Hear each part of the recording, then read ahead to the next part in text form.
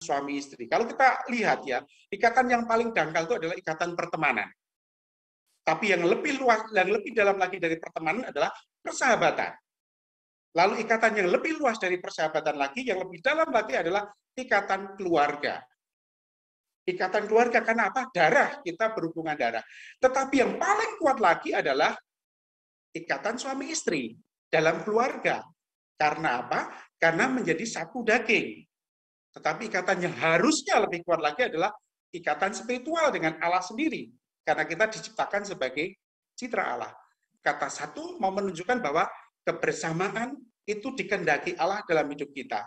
Maka mencintai Allah itu harus terwujud dalam cinta kepada sesama kita. Karena Allah yang sudah mencintai kita, itu bagaimana cara kita membalasnya kalau tidak dengan orang-orang di sekitar kita. Tapi cara Allah kalau menghendaki kita untuk mencintainya dan mencintai semuanya itu begitu jelas. Yakni hadir, tidak membiarkan orang sendirian.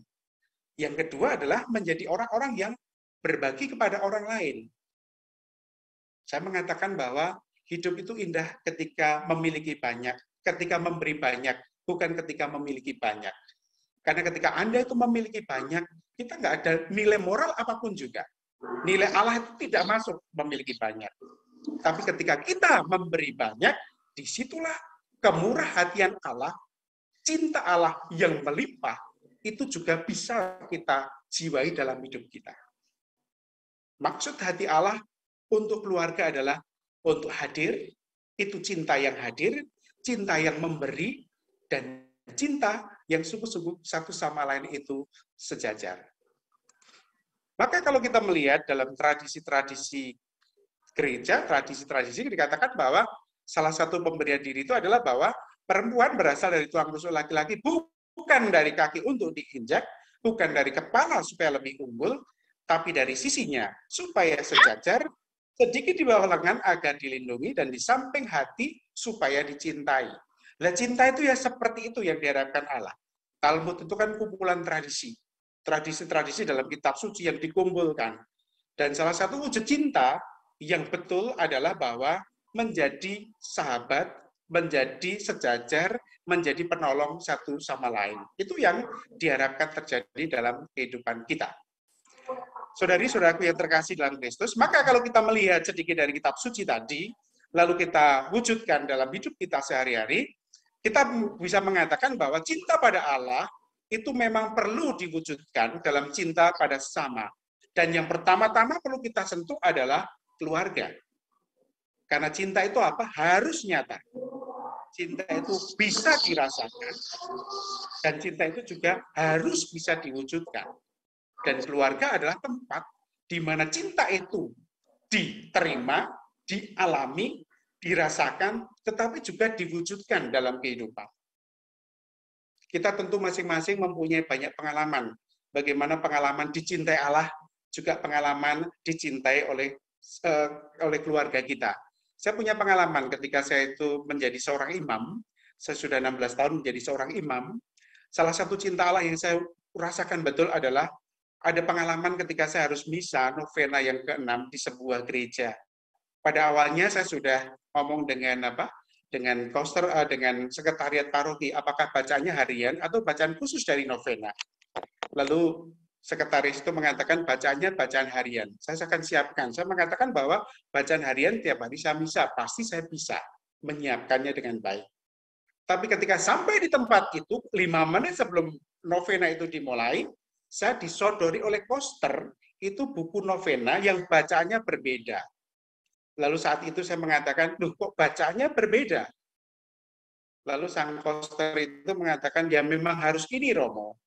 Lalu saya sedikit negosiasi dengan sang poster. Boleh tidak seandainya bacaannya Injil itu diganti? Karena saya menyiapkan bacaan harian. Lalu sang poster itu mengatakan, tidak boleh Romo, harus bacaan ini.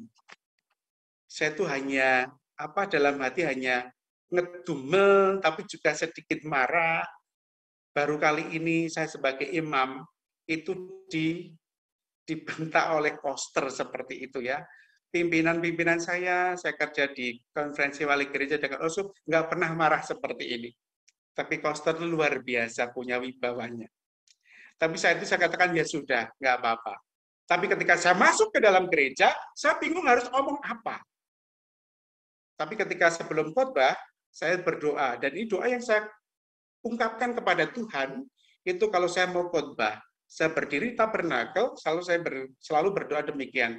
Tuhan, taruhlah pikiranmu dalam pikiranku, kata-katamu dalam mulutku, agar aku mewartakan sabda kebenaran. Dan saya mengatakan, lewat doa-doa seperti itu, saya tidak tahu kenapa, dari yang tadinya tidak siap, tapi kemudian saya bisa khotbah lama. Bahkan bisa sampai 20 menit lebih. Lalu waktu itu pun saya tidak yakin dengan apa yang saya katakan. Mungkin saya juga kurang beriman. Tapi saya sudah ada di pikiran saya, kalau nanti ada orang yang kemudian menanyakan, Romo kok khotbahnya ke sana kemari, jawaban saya jelas, salahnya koster. Tapi yang terjadi apa? Betul. Ketika selesai misa, ada 2 orang yang datang ke sakristi. Lalu kemudian datang kepada saya sudah punya jawaban. Salahnya koster, pokoknya gitu. Tapi ternyata 2 orang ibu itu mengatakan, Romo, terima kasih untuk khotbahnya, sungguh mengena dan menjadi inspirasi untuk saya. Lalu kemudian saya katakan, sama-sama Ibu, khotbah itu sudah saya siapkan sebulan yang lalu. Kayaknya seperti ini. Tapi saya mau mengatakan bahwa sungguh-sungguh bagaimana pengalaman dicintai Allah dalam hal kecil ini menjadi kekuatan dalam hidup saya. Dan itu menjadi doa saya sebelum saya berkhotbah biasanya. Tapi saya mengatakan bahwa cinta pada Allah itu begitu nyata. Tapi bagaimana kita membalas cinta Allah, perlu kita wujudkan dalam kehidupan kita sehari-hari. Maka kalau kita bawa dalam konteks keluarga, karena ini berkaitan dengan Valentine, dan juga berkaitan dengan keluarga, saya mengatakan demikian ya, dalam satu ajaran tentang cinta itu kan demikian bahwa cinta yang sejati itu bukan pertama-tama tentang menemukan orang yang tepat, tapi bagaimana menciptakan relasi yang tepat. Karena ketemu orang yang baik pun kalau relasinya tidak tepat, itu bisa juga orang itu akan kabur dari kita. Tapi meskipun kita menemukan manusia atau pasangan yang biasa, tapi kalau kita bisa menciptakan relasi yang benar dan tepat, orang itu akan selalu berada bersama dengan kita. Dan cinta itu melihat cinta bukan hanya pada awalnya. Karena ketika pada awalnya, sisi-sisi romantisme itu yang paling banyak. Tapi cinta itu adalah bagaimana dalam proses dan akhirnya kita tetap ada sampai akhir, disitulah cinta sejati itu bisa kita rasakan sebetulnya. Maka kalau kita melihat misalnya bagaimana cinta itu dirasakan satu sama lain, saya mengatakan bahwa lihatlah proses sampai akhirnya.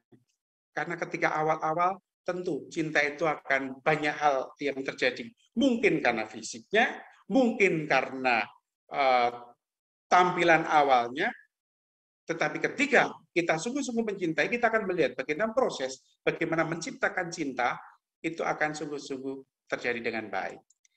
Saudari-saudaraku yang terkasih dalam Kristus, saya akan memberikan saja tips bagaimana mencintai Allah dan juga mencintai keluarga itu. Saya tertarik dengan kata dari kitab suci tadi, dari Kejadian bab 2 ayat 24. Saya garis bawahi dengan tanda besar tadi kata satu. Kira-kira sebetulnya apa saja sih sharing atau kemudian cinta, tips cinta kepada Allah dan juga kepada keluarga. Dengan kata satu, saya membagi dengan 4 kata. Yang pertama-tama adalah sharing. Yang kedua adalah apresiasi, appreciation. Yang ketiga adalah trust, kepercayaan. Dan yang keempat adalah unity atau kesatuan hati. Saya akan membahas ini satu persatu karena bagi saya juga begitu menarik. Yang pertama-tama adalah tips cinta yang pertama adalah bagaimana mencintai Allah dan sesama, itu perlu yang pertama kuncinya S. S adalah sharing. Karena hidup kita, karena perkawinan kita, itu adalah sebuah dialog yang panjang. Dialog yang panjang dengan apa? Dialog yang panjang dengan Allah dalam doa. Saya teringat kalau membaca ini, itu seperti dalam kisah dari Injil Yohanes, bab 2 ayat 1-11. Kisah tentang mukjizat Yesus yang pertama ada dalam sebuah keluarga di Kana. Mukjizat pertama itu ada dalam keluarga. Dan kita bisa melihat bagaimana dialog Yesus dengan Maria itu menyelamatkan sebuah keluarga. Tapi mereka beruntung sekali karena apa? Karena pertama-tama yang diundang dalam keluarga itu adalah Yesus dan Maria, Tuhan sendiri. Itu kan menjadi simbol dalam hidup kita. Bagaimana sungguh-sungguh ketika Allah kita undang dalam hidup kita, itu keluarga itu akan juga terselamatkan. Bahwa cinta Allah kepada kita itu menjadi nyata. Maka saya mengatakan bahwa dialog dengan Allah itu hanya bisa dalam doa. Cuma kadang-kadang itu saya mendapatkan banyak pertanyaan, Romo, kenapa ya doa-doa saya tidak terjawab? Saya minta jodoh yang tepat, juga belum datang jodoh-jodohnya. Saya minta cepat karirnya sukses, kok belum juga. Saya minta cepat sembuh, kok belum juga dikabulkan. Saya kadang-kadang bertanya, doa itu sebenarnya apa sih? Bagi saya doa itu sederhana. Doa itu adalah jembatan yang menghubungkan kehendak kita dengan kehendak Allah. Jembatan yang menghubungkan kita dengan kehendak Allah, itulah doa. Maka ketika kita bisa menyelaraskan kehendak kita dengan kehendak Allah, itu namanya doa yang terkabul. Dan puncak doa itu seperti Bunda Maria itu loh. Bahwa aku ini hamba Tuhan, terjadilah padaku menurut perkataanmu. Puncak doa itu seperti doa Yesus dalam Getsemani itu. Bukan kehendakku yang terjadi, tapi kehendakmu lah yang terjadi. Itu puncak doa. Maka bagi saya doa itu dikabulkan atau tidak, bagi saya tidak masalah. Yang penting doa itu adalah dalam doa, aku bisa menyelaraskan hidupku dengan kehendak Allah sendiri. Itu yang paling penting. Dan kita diajak untuk semakin punya puncak doa itu di sana. Sampai pada pengalaman Bunda Maria, bukan kehendakku yang terjadilah padaku menurut perkataanmu, atau doa Yesus, bukan kehendakku yang terjadi, tapi kehendakmu lah yang terjadi. Maka karena perjalanan kita ada dialog yang panjang, maka awalilah dialog dengan Allah dalam doa. Lalu yang kedua, tentu karena kita juga mencintai keluarga, dialog dengan pasangan itu diperlukan. Kita bisa bayangkan kalau sebuah rumah tangga tanpa dialog, apa yang terjadi? Hancur. Kalau keluarga tanpa Allah, tentu tidak akan terjadi apa-apa. Dialog itu menjadi sesuatu yang mutlak dalam hidup perkawinan kita. Karena dengan dialog kita bisa memahami. Dengan dialog kita bisa untuk sungguh-sungguh menjadi orang-orang yang bisa mengenal pasangan kita itu seperti apa. Maka tip pertama untuk bisa mencintai Allah dan juga mencintai keluarga sama dengan jalan dialog. Karena hidup kita adalah dialog yang panjang, yang perlu dialog dengan Allah dalam doa, dan hidup perkawinan kita juga perjalanan panjang, yang perlu kita dialogkan dengan pasangan kita dan anak-anak kita. Akhirnya bisa membuat sebuah cerita menjadi sebuah cerita keluarga. Lalu yang kedua, tips yang cinta yang kedua adalah dengan kata satu, yang kedua adalah A. A itu adalah appreciation. Kadang-kadang kita tuh begitu pelit ya untuk mengagumi atau memuji entah pasangan kita dan lain sebagainya. Kalau tadi di awal kita sudah memuji Allah, begitu luar biasa kita memuji Allah. Dan mencintai Allah dan juga mencintai manusia, mencintai keluarga, itu yang kedua juga dengan apresiasi. Apresiasi kepada Allah itu dengan rasa syukur. Karena tugas kita sebagai manusia, sebagai umat beriman, itu tidak lain adalah untuk bersyukur. Bersyukur atas apa? Atas cinta yang Tuhan berikan pada kita. Tidak ada yang lain. Tugas kita tuh nggak banyak. Tuhan nggak menuntut banyak. Tuhan nggak meminta banyak, karena Tuhan semua ada. Tapi hanya satu yang Tuhan inginkan dari kita adalah bahwa kita itu sungguh-sungguh menjadi orang yang bisa bersyukur. Jadi apresiasi kita pada Tuhan adalah tentang bersyukur, memuji Tuhan. Lalu yang kedua, apresiasi kita kepada keluarga pasangan kita adalah lewat pujian, lewat kasih, lewat kehangatan. Coba kalau offline kita biasa berkumpul dalam persekutuan doa seperti ini, coba atau dalam pesta apapun juga, kita bisa merenungkan dalam hidup kita.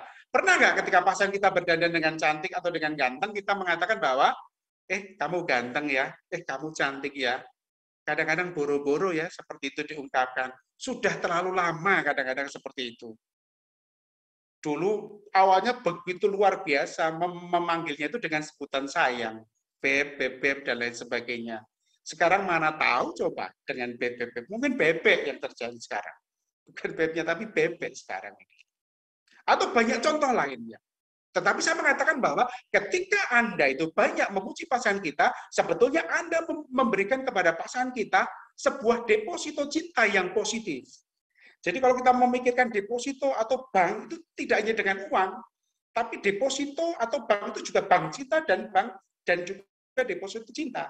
Maka yang perlu kita isi di sana adalah tabungannya adalah kasih, pujian, kehangatan, hal yang positif. Sehingga kalau nanti terjadi apa-apa, tabungannya sudah banyak gitu loh. Tidak akan merusak, tidak akan terjadi apapun juga.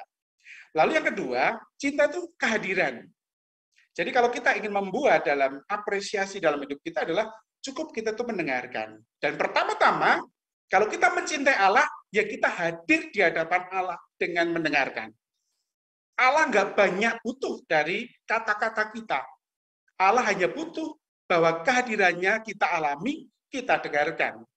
Sabdanya kita dengarkan, kita resapkan, dan kita wujudkan dalam kehidupan. Itu kehadiran.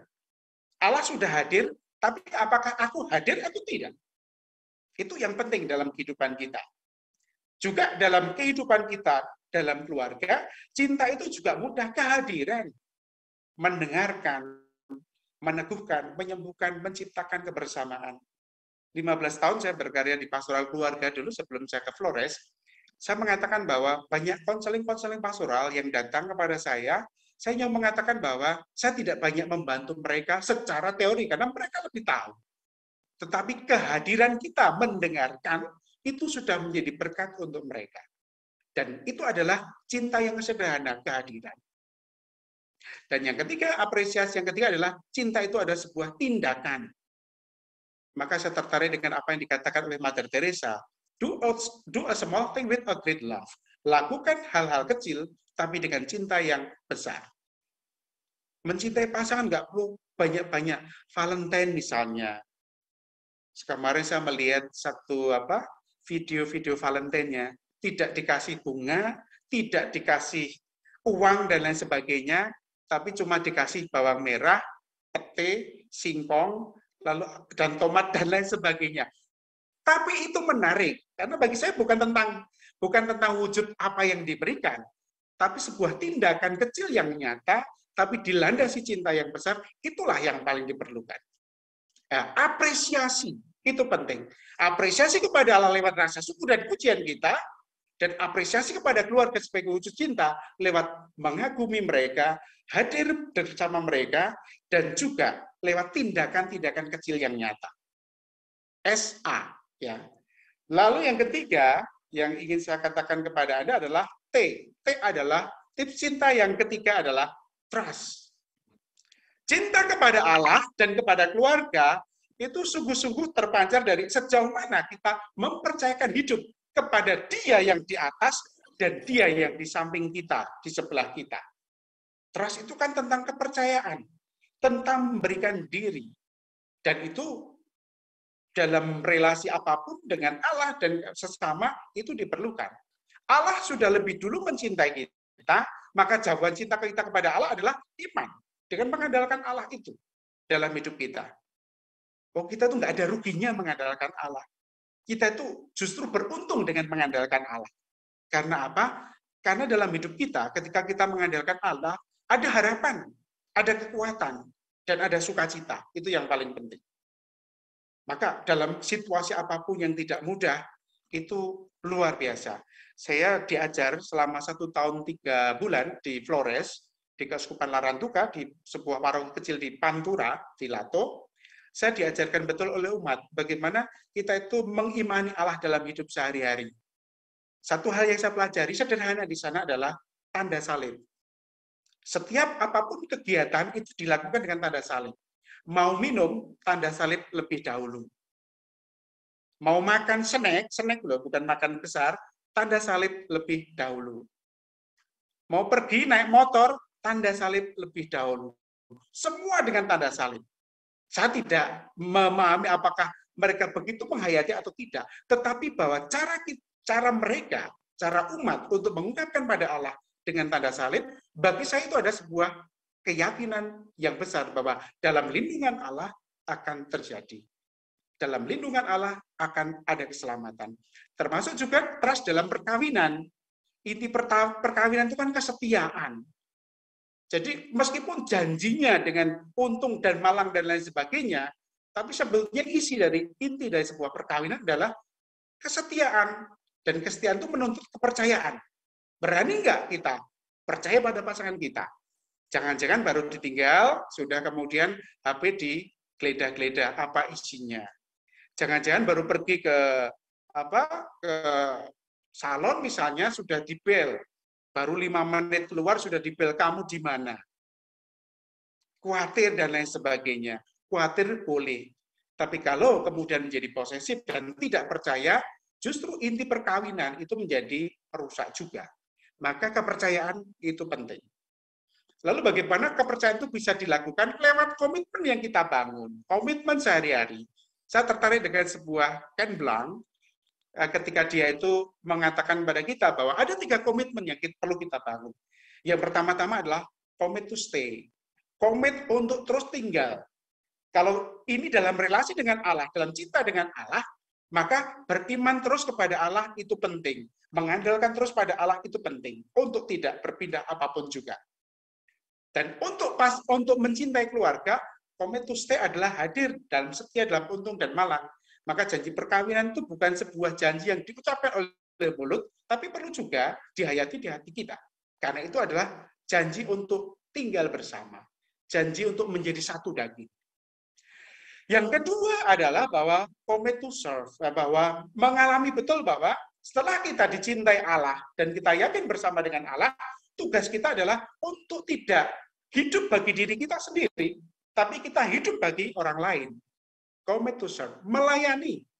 Melayani Allah lewat pelayanan kita, tapi juga melayani pasangan kita, anak-anak kita, lewat pekerjaan kita, lewat tanggung jawab kita. Bahkan pelayanan ini kan menjadi satu hal yang harus kita buat. Karena bagaimanapun juga, hidup itu bermutu atau tidak, tergantung apa yang kita buat. Maka saya tertarik dengan satu lagu. Hidup ini adalah kesempatan. Hidup ini untuk melayani Tuhan. Jangan sia-siakan waktu yang Tuhan beri. Hidup ini harus jadi berkat.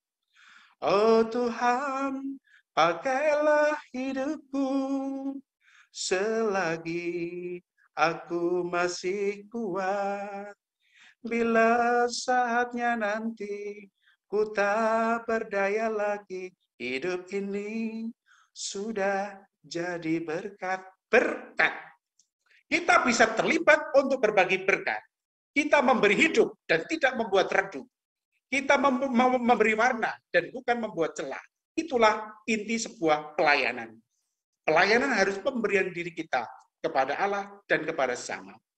Dan yang ketiga yang penting juga adalah bagaimana komitmen dalam hidup kita untuk terus-menerus bertumbuh bersama. Allah sudah memberikan banyak berkat talenta untuk kita.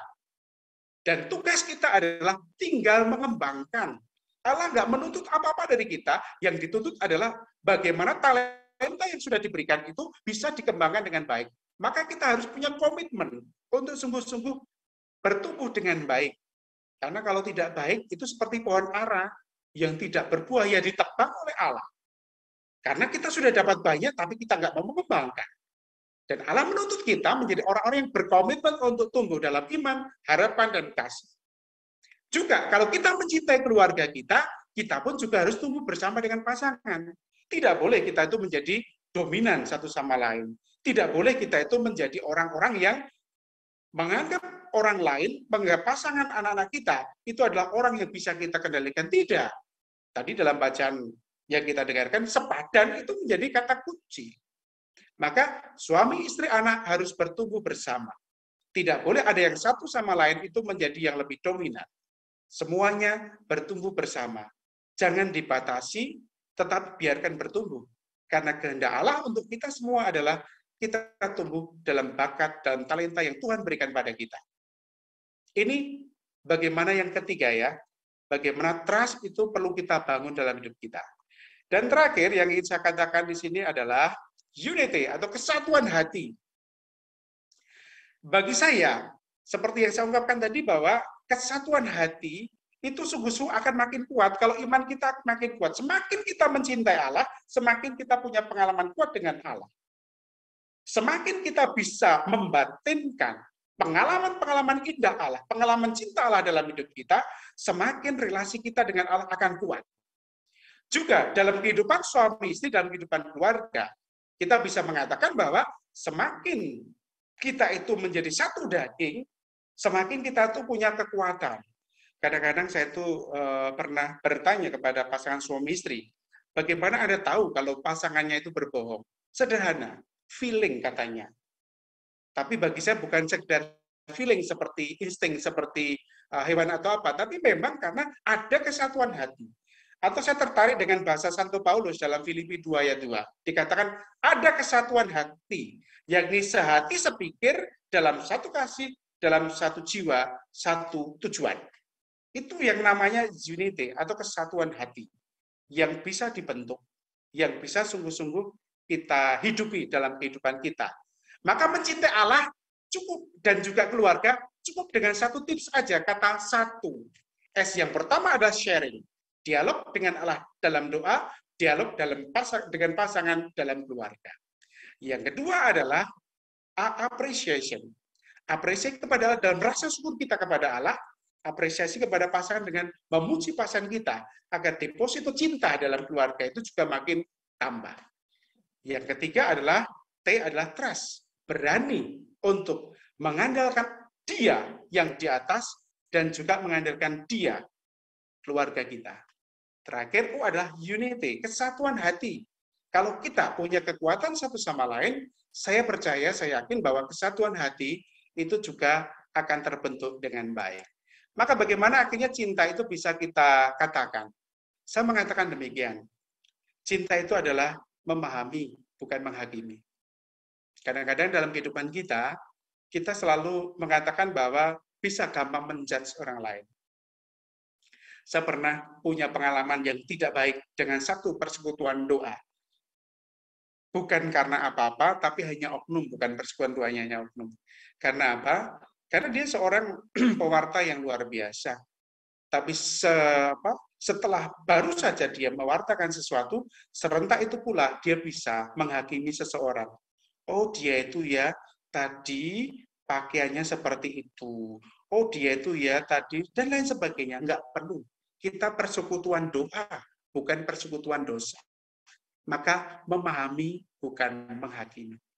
Yang kedua adalah mewarnai hidup. Jangan kita menodai atau membuat celah. Yang ketiga, kasih itu adalah menjadi berkat dan bukan menghambat. Kasih itu adalah memberi, bukan memiliki.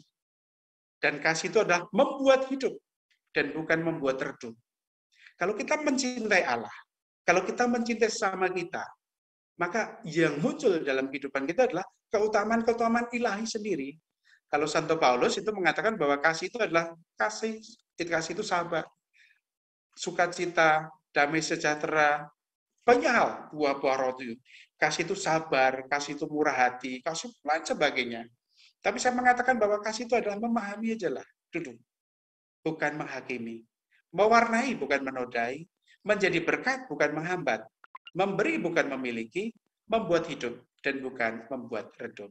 Maka untuk sampai pada kasih yang seperti ini, perlu kita itu punya hukum cinta dalam hidup kita. Sederhana hukum cinta itu. Yang mengatakan bahwa setia itu bukan karena sempurna, tapi karena saling menjaga. Karena siapapun dari kita bukan orang yang sempurna. Anda menikah bukan orang dengan sempurna, Anda tidak punya pasangan sempurna, anak tidak sempurna, orang tua kita tidak sempurna. Kita bisa punya kelemahan satu sama lain. Tapi tugas kita hanya satu, saling menyempurnakan. Agar kita sungguh-sungguh menjadi citra Allah yang semakin baik. Saling menyempurnakan saja. Nggak ada yang bisa sempurna dalam hidup ini. Hanya Tuhan kesempurnaan itu. Dan juga tidak sempurna karena tidak sempurna, kita saling menjaga. Saling menjaga untuk saling menyempurnakan. Itu yang pertama. Yang kedua, hukum cinta adalah sehati itu bukan karena memberi, tapi karena saling memahami. Kalau kita ingin menjadi kompak dengan satu sama lain, itu bukan karena kita harus menyuap sesuatu, memberikan sesuatu biar dia senang, tidak. Cukup kita memberikan pemahaman, memahami mereka.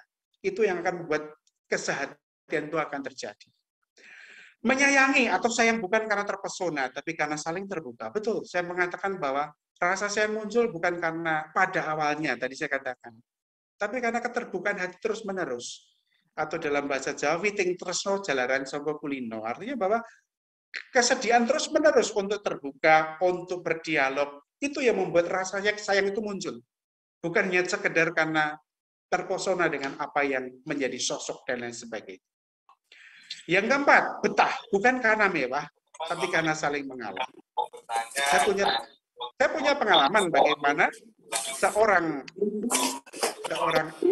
pasangan yang 50 tahun sudah menikah. Bagaimana mereka itu mengatakan bahwa tipsnya apa, Romo? Tipsnya hanya satu, Romo. Apa itu, Pak? Berani mengalah. Satu hal sederhana. Ternyata untuk sampai pada 50 tahun perkawinan dalam kesetiaan, mereka mengatakan hanya berani mengalah. Dengan mengalah itu kadang-kadang, yaitu sebetulnya bahasa Paulus adalah kasih itu sabar, murah hati, tidak menghakimi, dan lain sebagainya. Lalu terakhir saya katakan bahwa bahagia bukan karena dunia, tapi karena bahagia itu karena dipercaya dan saling mempercayai. Untuk apa kita bahagia karena dunia? Semua akan hilang. Tapi kalau kita merasa dipercayai, kalau kita merasa dicintai, disitulah kebahagiaan itu nyata terjadi. Maka saudari-saudaraku yang terkasih dalam Kristus, mari kita pun juga mencintai Allah dan juga mencintai keluarga kita, sungguh-sungguh menjadi satu kekuatan dalam hidup kita. Yakinlah bahwa Allah itu sudah mencintai kita, yakinlah Allah juga menuntut cinta dari kita.